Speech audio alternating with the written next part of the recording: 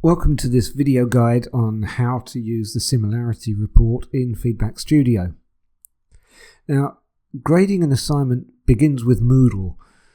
This tutorial is not going to cover setting up assignments in Moodle. You can find out more about that in the videos Understanding the Moodle plugin and Standard Assignment Setup.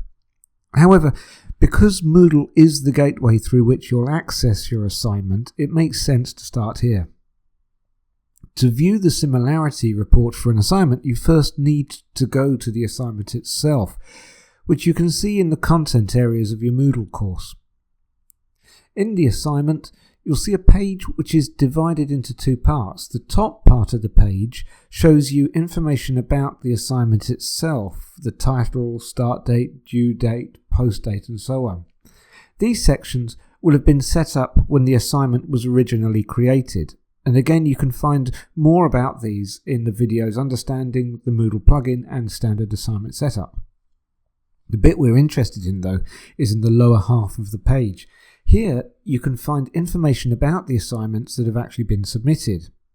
Well, again, this is not the video to explain all the elements that you see here in detail. The part we're interested in right now is the similarity column.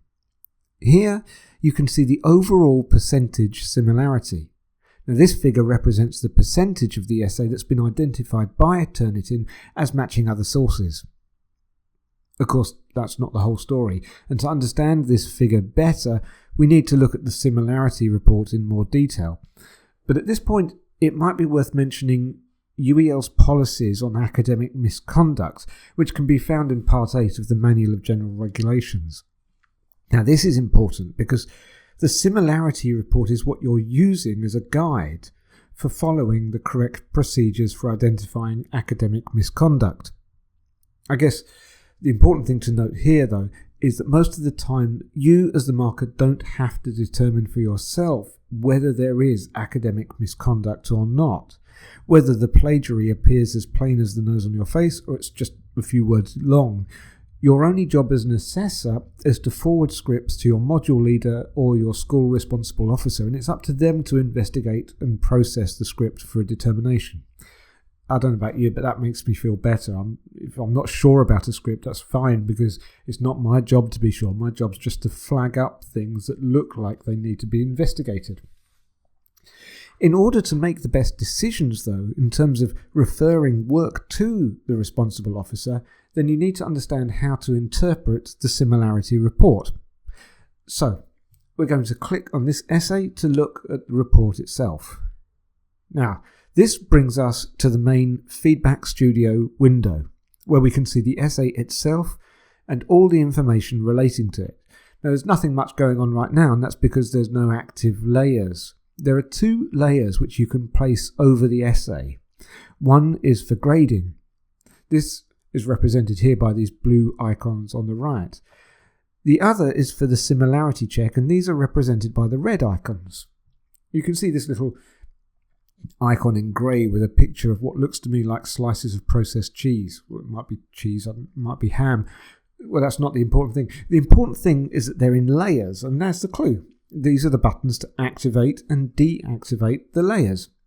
If I click on the layer icon for the red similarity checkbar, all the similarity information will now be seen in the essay.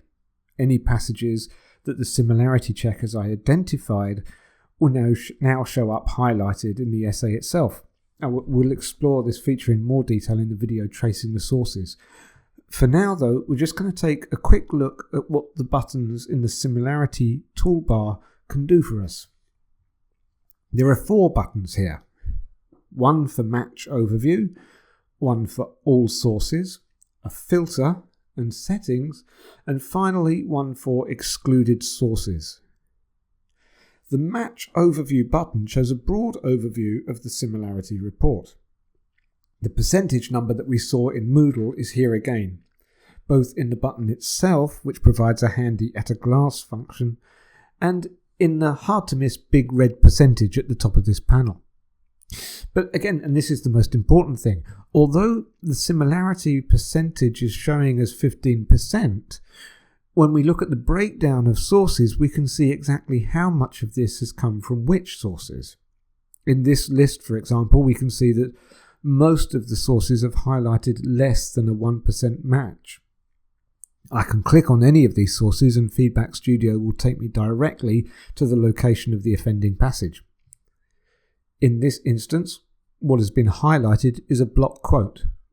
Following it down, I can see that this quote has been properly referenced. So, although the similarity is correct, we might consider that this doesn't warrant investigation as academic misconduct.